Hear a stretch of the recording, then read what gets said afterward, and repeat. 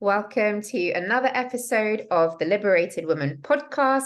I'm really excited to have a guest with us today. I've got a lovely lady called Nina, who is a certified fertility awareness educator and health coach, and she teaches women to prevent pregnancy hormone-free and with 99% accuracy.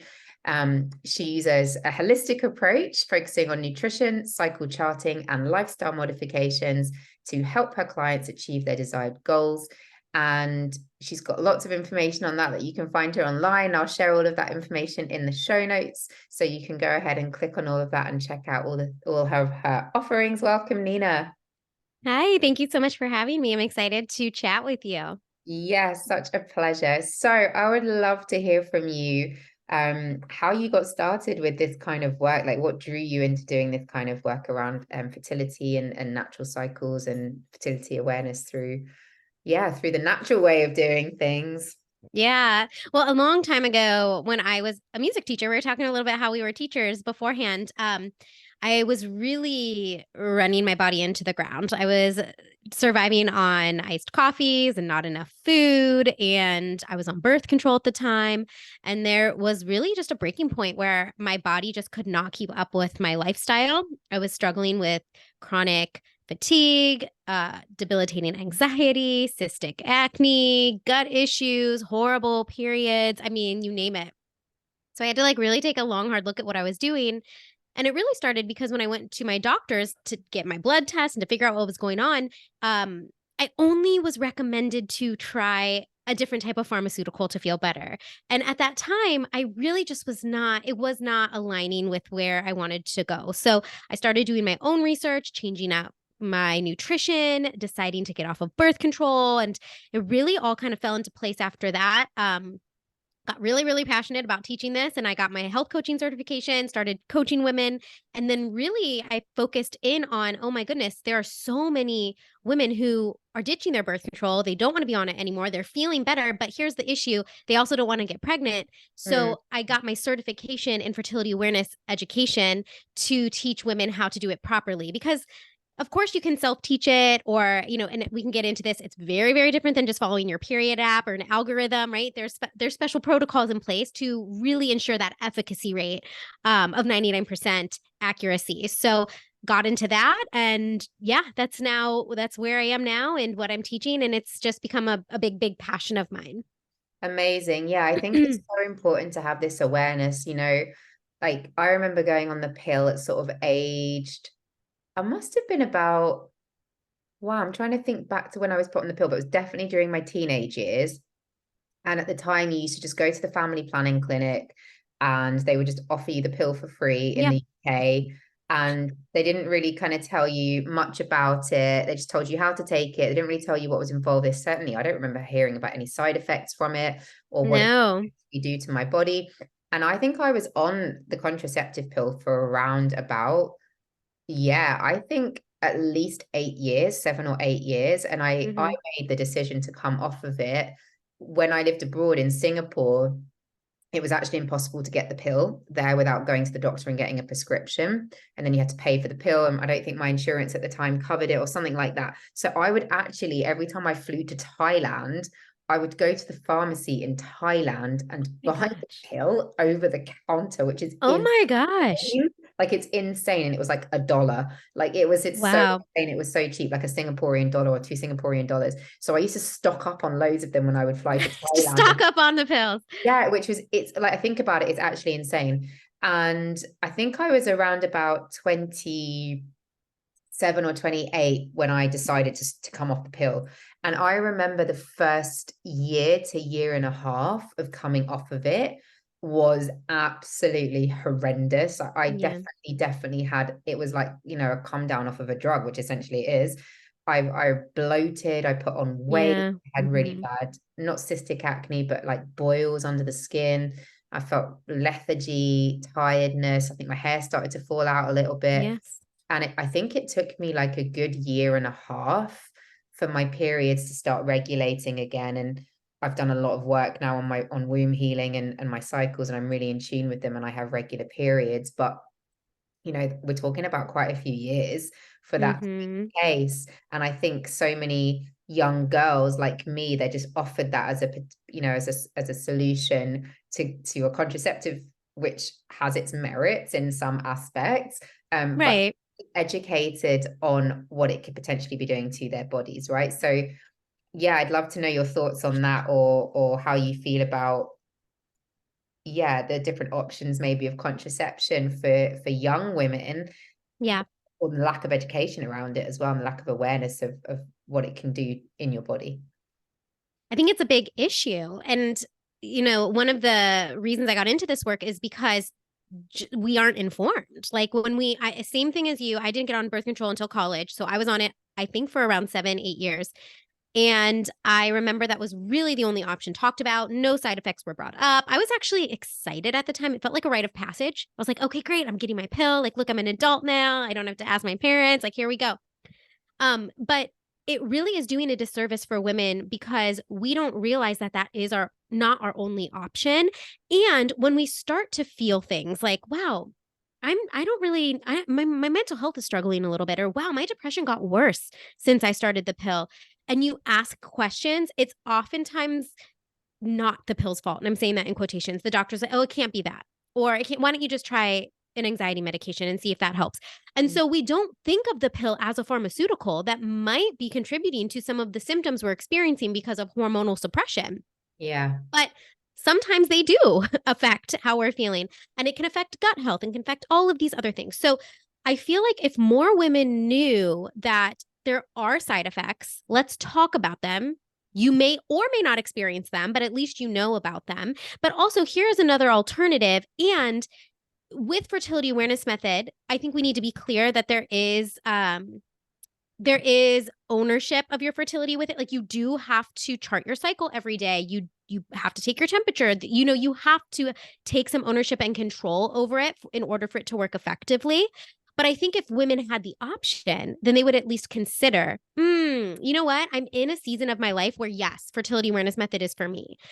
Now, maybe in college, if I had both options, I might have chosen the pill again. I don't know. Like looking back on it, I might have tried it for a while. And then if I didn't feel good, I might have said, you know what? It is worth it for me to chart my cycle. Then it gets some of these symptoms I'm experiencing, you know? So I feel like as long as women have all of their options, pros and cons of both, then they can make an educated decision. With young women, teens, early college, I mean, I have a 2.5-year-old, so sometimes I think about this myself. Are they responsible enough to use fertility awareness method? I think that comes down to who their support system is, their mothers, their, you know, whoever it is around them that can help them and support them and guide them with fertility awareness method. But I really think some young women would be choosing that option as well.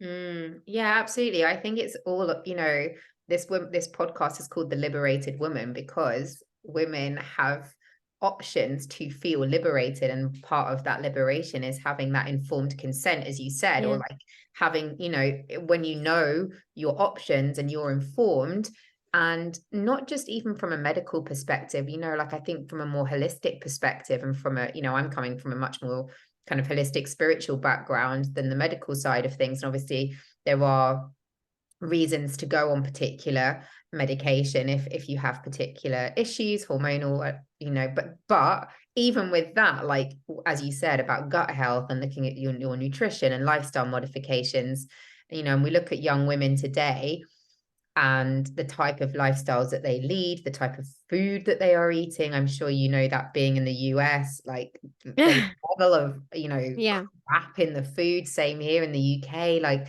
now it seems like there's just seed oils in everything that Everything. and, Everything. you know, you're looking at what's going in the food, what they're putting in the water, what they're putting in the air, what they're consuming in terms of social media content, the amount of time they spend on their screens, their circadian rhythms, they're not getting enough natural sunlight. Like there are a whole bunch of factors that can affect your hormones and the way that your body operates, right? And I'm not an expert on this, you are, but I You're know nailing it. I Nailing know all of it. that as a woman, Yeah. okay? And I think young women, like we said, they don't have that information, and therefore how can they consent to something that they don't know about? And I think part of liberation is saying, well, actually, here are my options and here are my choices, and then I get to make the decision for what feels right for me and my body.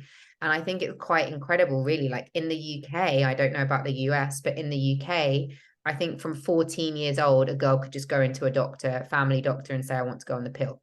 Now, like 14, like they're not even at the age of consent to be having sex. And of course, like young girls are having sex at the age of 14. Like we're not blind about any of Yeah. that. And of course, we want to prevent teenage pregnancy at all costs.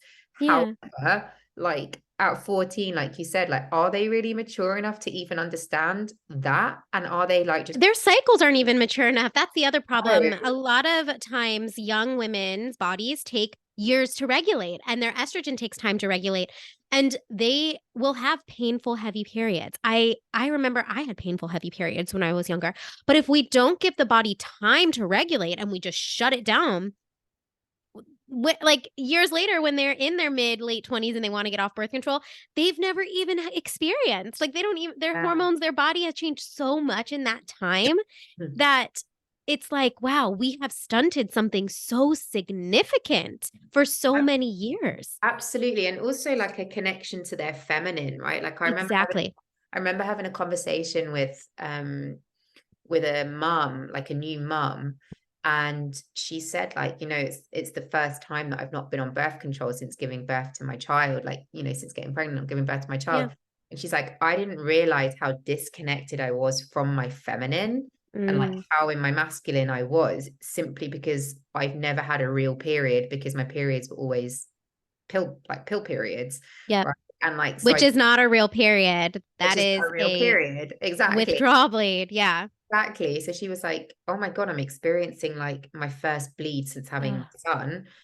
And it's like connecting me to parts of myself that I don't think I've ever connected to. And it's huge because that's like a real awakening of like the feminine energy to be that disconnected from your natural cycles and your natural rhythms and all of the wisdom and the messages that comes with your bleed and the pre-bleed and all of the seasons of your bleed. Like, and this is something we have every month. Like we die in rebirth every month.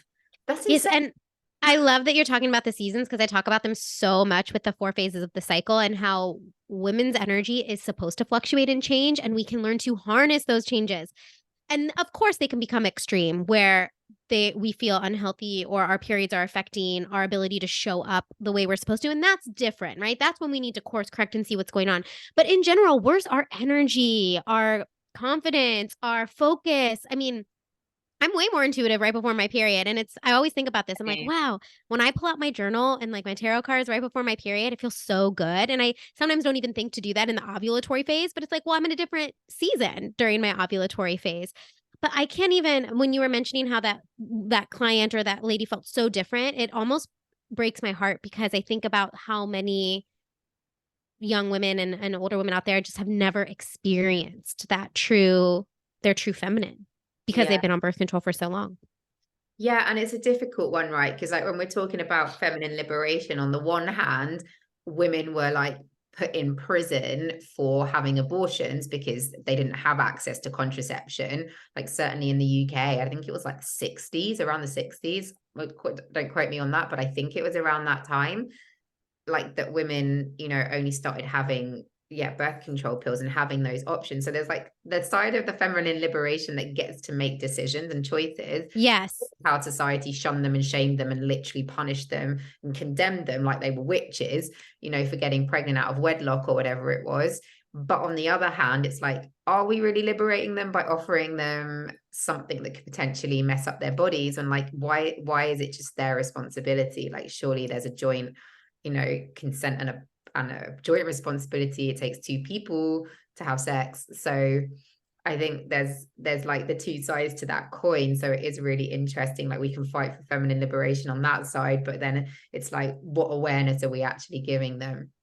I don't think it needs to be to your point. I don't think it needs to be so black and white either. I think both can be liberating when we have the education behind it.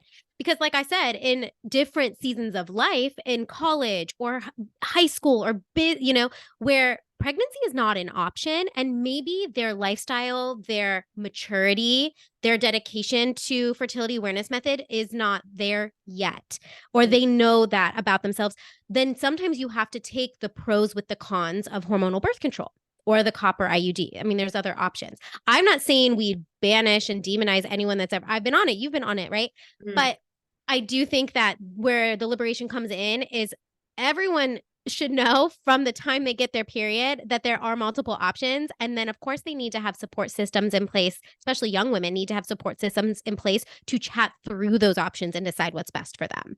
Yeah, absolutely. 100%. I think that's really, really important, and that education needs to be given to boys as well as girls Yes. in schools. I don't think it should just, separate the boys and the girls out for this kind of conversation. I think boys need to understand it. They've got mums, they've got sisters, they've got friends. They'll have girlfriends one day maybe, or not, but they'll have friends regardless, and people in their family and their community.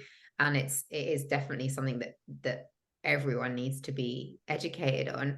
So with your fertility, your natural fertility method, like maybe talk us through a little bit about what that is, if someone is looking to get pregnant, or is has a daughter who's looking to get pregnant and is wanting to give some advice, like where would you start with that?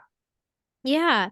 So essentially, you only have a 5 to 6 day fertile window within each cycle. So whether you're trying to avoid pregnancy or achieve it, you got to know when those 5 to 6 days are.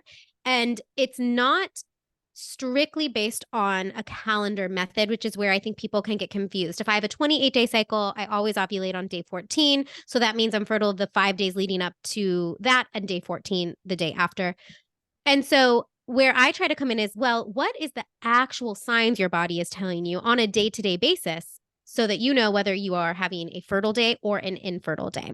And to make it very simple, our estrogen levels fluctuate throughout the cycle. So when we're on our progesterone levels, but while we're on our periods, hormones are very low, both estrogen and progesterone. You're on your bleed. As you end that period, estrogen begins to rise as your follicles begin maturing, preparing for ovulation. As estrogen hits like medium to high levels within the cycle, that's when your body produces cervical mucus. And that is your go-to sign when you see a switch from what we call dry days, so like nothing seen, nothing felt, to producing this cervical mucus. You are now in your fertile window. And anytime you see CM in that first half of your cycle, you assume that you're fertile, unless you've obviously followed specific protocols and you're following a method. But that's when you're in your ovulatory phase. And So then, sorry to interrupt you, but for those you're good. for those women listening who might not be really in tune with their bodies, might not really look at what's going on down there, might not know the difference between cervical mucus and another type of mucus. And I know there's information out there on the internet and stuff, but maybe just, can you describe, it's more like sticky, isn't it? Like, Yeah. So there's a difference between, we call it cell slough, or like a discharge, and then actual fertile quality mucus. Want to say this first. If you are on birth control or have been on birth control for a long time, what you might see on hormones is completely different. It's going to be a lot more sticky, tacky, dense, and it's not going to look like fertile quality. But off of hormones, what you'll see when you get to fertile quality mucus is it tends to be more opaque, creamy. Very peak fertile quality is like stringy, clear, might look like egg white. It has stretch to it. That's a big one. It holds its structure.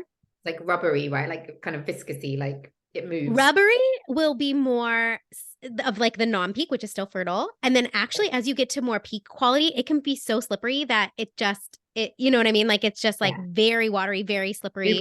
Like lubrication, like lube. Yes. But most of the time, it does have a stretch, unless women have a ton of estrogen and their body produces a very watery type right before ovulation, which can happen as well. But here's the fun thing. You get to know your body. When you choose fertility awareness method and you start tracking, it takes a couple of months, a few months. If you've been on birth control, it can take a little bit longer. You start to know what your cervix produces when you enter that fertile window. And it's so cool to see your body work in that way. After you ovulate, your cervix dries up because progesterone rises, estrogen comes down, and it's like, oh my gosh, here's another sign that I can confirm ovulation, along with other biomarkers we use like luteinizing hormone and basal body temps. And we can go into those if you would like, but just really, really neat to see how your body follows such a cyclic rhythm. Yeah, so when you're working with women, like I guess women who come to you, they're probably looking to get pregnant and they're looking for that like natural way to know how to do it, right? That's probably your predominant clientele. Funny enough, my predominant is women not wanting to get pregnant. So a Okay, lot of them are following my course because they want to use the method to avoid pregnancy. But a okay, lot of them within 3 to 5 years want to get pregnant. That seems to kind of be okay. the So general they grouping. then they understand like how to have. So they're wanting to have unprotected sex, but know how to avoid getting Yeah. pregnant during that time. Okay, got you. Yeah. So yeah, so then I guess you talk them through like the different stages and how to track that, and they must have their own like Yeah.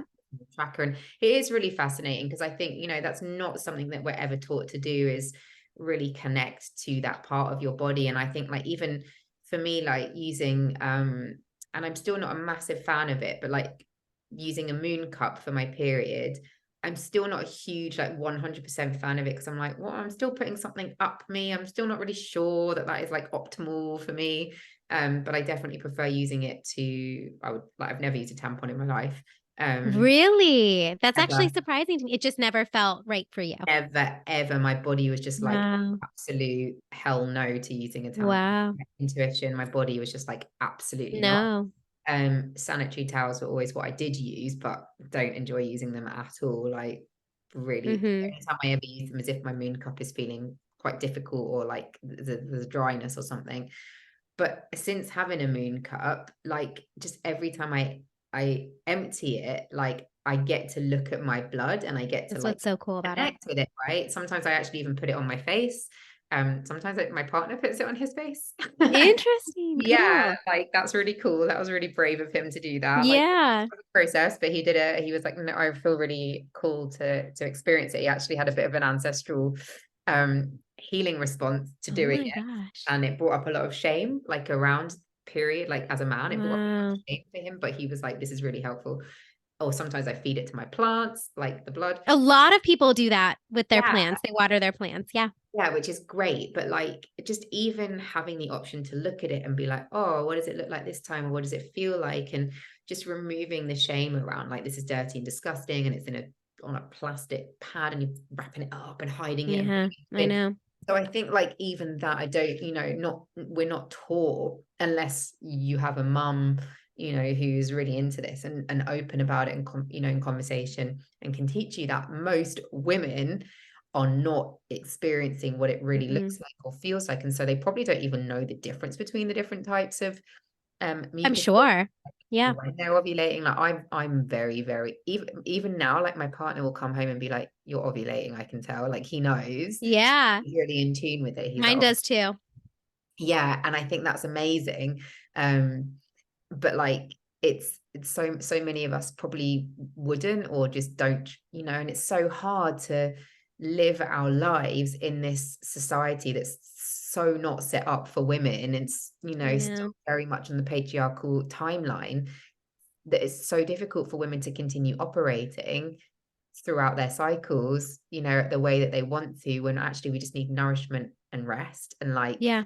we need that time. But the world doesn't operate in that way, and we're trying to fit in with this construct that does not suit And our that's why a lot of women think something's wrong with me. They're like, what's going on? I can't perform the way that all these other people are performing. And sometimes when you are on birth control, it does kind of put you into more of that 24-hour cycle, right? Because your synthetic hormones are going through you at a more of a 24-hour cycle. But when you're not on birth control and you're like, what's going on? Like, why do I feel so disconnected from the flow or the pace of everybody around me? Well, it's because our bodies weren't designed. Now we can work with it. We can definitely work with it. Um, but I think it gives a lot of women that feeling of, it gives them some grace when they're like, oh, okay, nothing is wrong with me. I just now need to modify, or it's okay for me to ebb and flow through my work life, my social life, all of these other things that I'm doing and feel a little bit differently throughout the month. It's okay for me to feel that way. Yeah, absolutely. I think it's just having, again, it's just the awareness and the understanding. Right. And actually, more and more women are talking about it now, and there is a lot more out there. And I think a lot more women are tuning into their cycles, and certainly women that that come and sit with me in women's circles and all of that. Like that's something that they are tuning into more and Yeah. more. The more women talk about it and open up about it, the easier it becomes to be like, oh, I'm not alone in this situation. And hopefully we can pass it down. That's my goal with having a 2.5-year-old girl. I'm like, hopefully we can start passing this down. And the more we share, more moms or, other people that know young women know, and then it starts generationally passing down. That's my goal. I think we'll get there. Absolutely. There used to be rites of passage for women when they got their period, and it was celebrated and honored as a rite of passage. And that just doesn't happen in most cultures anymore at all. Certainly not in the UK. I think a lot of girls feel quite a lot of shame and disgust and guilt. And when I've done workshops around this in schools before, like the main thing is it's dirty, it's disgusting, it's shameful, we don't talk about it in my culture. And it's just, in my culture we get put in a separate room and like all this kind of stuff. It's just like super shaming around the whole situation, which I guess makes them want to suppress it and not connect with it and not be a part of it, because it took me, like, I remember really clearly. I'd lived in Singapore and then I moved to Israel, and I was having like real, like full on rage for my period. Like in my wild woman phase, like the premenstrual, I was like, I wanted to like kill people on the bus. You were like, I would like get on the bus on my way to work and be like, I want to punch you in the face just for sitting next to me. Like like that kind of rage, right? Yeah. It's like insatiable rage. And I specifically had a lot of rage towards the masculine, which has always been like my big journey. Anyway, and I would like hate my partner at the time, and like really like there was a lot of like holy rage coming from my womb. And I hadn't really connected with I was pretty early on in my spiritual awakening at that point. I was learning all this new stuff, but that was like one of the things that I was tuning into. A friend of mine who I trained to be a teacher with, funnily enough, who at that time was trained in fertility massage and pregnancy massage and fertility reflexology. And she trained to be a doula at the time. That's what she was doing. And she'd written a book because she had endometriosis. So do I, actually. I need to connect with her. You have to link me up with her. Yeah, well, I actually just recorded a podcast episode with her that will come out in the coming weeks too. And she suffered really badly with the endo, especially after the birth of her second son, where she hemorrhaged really badly. And it was a whole story you'll hear on the podcast. And actually she's moved around the corner from me where I live now. Like we've both trained in London. So it's really hilarious. And she came out to visit me in Israel. And I was telling her about all of this, and I was in the midst of my spiritual awakening, and everything was just crumbling, and I couldn't understand what was going on in my life. And there was all this chaos. And, I was telling her about my periods and my rage against men and getting on the bus and wanting to punch people. Yeah. And also I was living in Israel, which my dad's Israeli. So I was really having a lot of like ancestral healing through the lands too. And a lot around my dad and the patriarchy and men and all sorts of stuff. So she introduced me to this concept, and she actually wrote a book called Reclaiming Your Feminine Wisdom. And it was all about her endometriosis, but it was also about the cycles and the seasons and all of that. And she's like, just read my book. And I read it. What's her name? Do I know her? Melanie Rossiter is her name. Okay, I'll have to look her up. But yeah, you can listen to your podcast. Yeah, listen. Well, when I put it out, you can listen to it. You can get her book on Amazon as well. And like I read it and I was like, oh, this is starting to make so much sense. And that was kind of the first time. And I was like 31, 32 at the time. I mean, I was pretty old to be like, not old, but certainly discovering these concepts. Discovering this concept about myself. I do think younger women are discovering it at an earlier age now. But yeah, it was fascinating and it made so much sense to me. And then I started to understand that my anger was actually fear. And if I started to work with my fear, then I could like dissipate some of the feelings that I felt. And then I started to learn to tune in. And then my psychic abilities came online. I was like, oh, I'm like psychic, but I'm extra psychic before my period. And I'm so truth comes through. And that's when I download and channel all the stuff. And it was just really incredible, really. And it was all just kind of like a weave of her coming out and having this conversation. There's so much spirituality connected to the cycle. And like the fact that you mentioned that's when your psychic abilities came out more, I was like, oh my God, of course. And there are a lot of women that talk about PMS, PMDD specifically when you're really affected day to day right before your period mentally.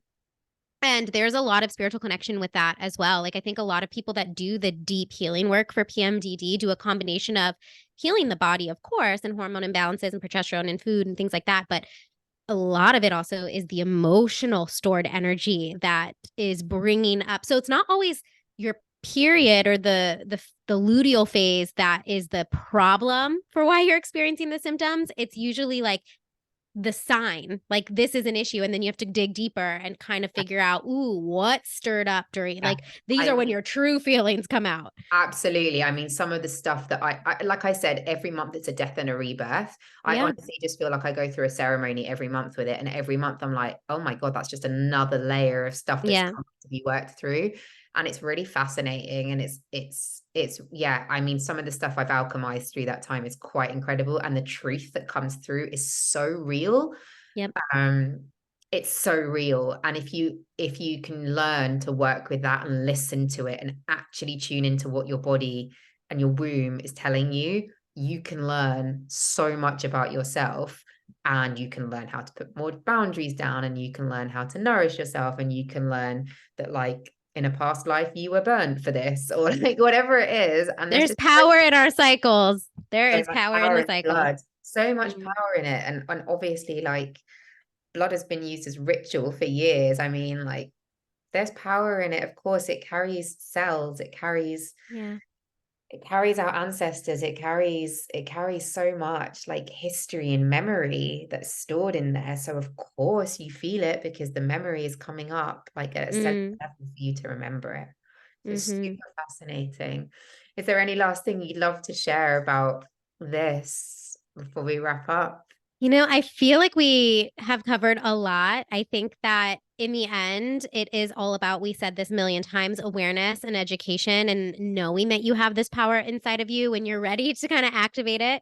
Yeah. And I think that this work that you're doing is so powerful. And I'm so glad we were able to share this conversation with more women, because we need to keep Yes. spreading the message. Yeah, it's so hilarious. Those of you that are listening, I said to Nina reached out to me on Instagram, and said, I like your work and I'd love to come on your podcast. And I was like, great, because the day before I'd been at an event where I heard a woman talking about contraception for women from such a medical perspective, with like no awareness and no empowerment. And it made my Mm. womb feel really sick. And it was just so ironic, because the next day Nina just reached out. I've never met her before. And So wild that. randomly on Instagram, like, reached out and was like, hey, I'd love to come and talk on your podcast. And I was like, no way. I just went to this event and was so disturbed by what the woman was saying. And so please, you can come on and give a more holistic perspective to my audience, who are much more kind of open to the holistic spiritual aspect of what we're talking about. So that was a really amazing moment of fate there. My I love final it. question for you, which I ask all my Yeah. podcast guests, is, what does being a liberated woman mean to you? Mhm. And now I got to think about it. I just saw a bird fly through the sky when I looked up, which is always my sign that I'm feeling connected. Honestly, being a liberated woman is just knowing that I can live my life freely and tune into my body and listen to my intuition and connect with me above anything else. Do you know what I Mm, mean? I don't need to listen or get caught up in everything else going on in society, because I'm my greatest teacher. Um, and to keep tuning into that, into what my intuition is leading me to do. And yeah, that's what it means to me. It's so funny. I just saw that bird fly through the sky and I was like, that's my big thing. yeah. So yeah. Amazing. I love that. Nina, thank you so much for coming on the podcast. To those of you listening, thank you so much for tuning in once again for more nuggets of feminine wisdom. I love that you come back week after week to listen. Please leave a review if you love the podcast. Please share it with people. Please spread the word, so that more women can get this kind of information that Nina is sharing, so that more women can feel liberated and connected to their bodies, to their cycles, to their intuition, to their wisdom. And I will leave Nina's information in the show notes if you are interested in this kind of work and it's something that's calling you, and you need a contact and a connection, and to see how you can work with her. I will leave the notes there for you, and you can contact her that way. Thank you so much once again for coming on the podcast. Thank you so much for having me.